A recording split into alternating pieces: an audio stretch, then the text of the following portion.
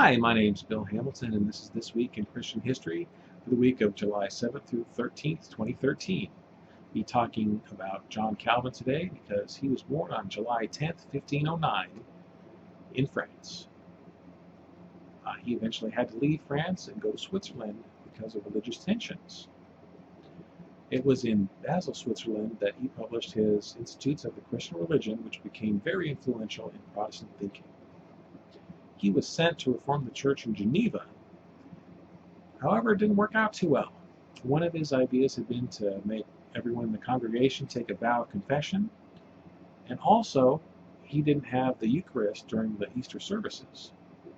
Both of these things were not very popular, and the city council rejected him.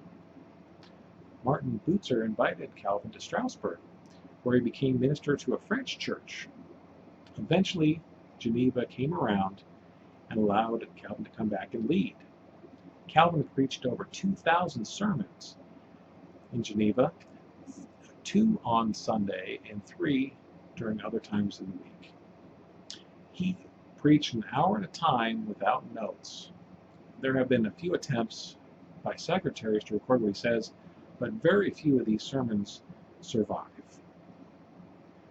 Being one of the very first Protestant leaders, Calvin faced a lot of opposition from the Catholic Church, but he also faced opposition from a group known as the Libertines. They were composed of the more influential and wealthy members of Geneva, and they said that if we're saved by grace, then we shouldn't be subject to ecclesiastical or civil authority.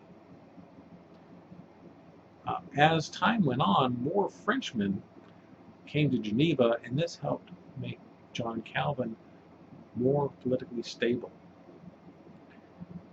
How the Libertines reacted to this is they attempted to burn down a house filled with Frenchmen. This move completely backfired. A lot of them had to flee the city, and a lot of them were tried and killed as a result. This helped secure John Calvin in the city. Also, John Calvin was instrumental in the trial and execution of Miguel Serveto, who denied the Trinity in infant baptism. He was wanted by the Inquisition and had tried to contact John Calvin several times by letter. Apparently he thought that he might be more sympathetic. He was stopped in Geneva and recognized, and then he was tried and burned at the stake. John Calvin, he still wanted to kill him, but he thought it would be more humane to behead him. But overall, because he was the ecclesiastical authority in that city, it helped secure his position in the Protestant Reformation and helped secure his political power. He varied with Martin Luther on a lot of theological positions, and it really kind of worried him that the Protestants weren't all united.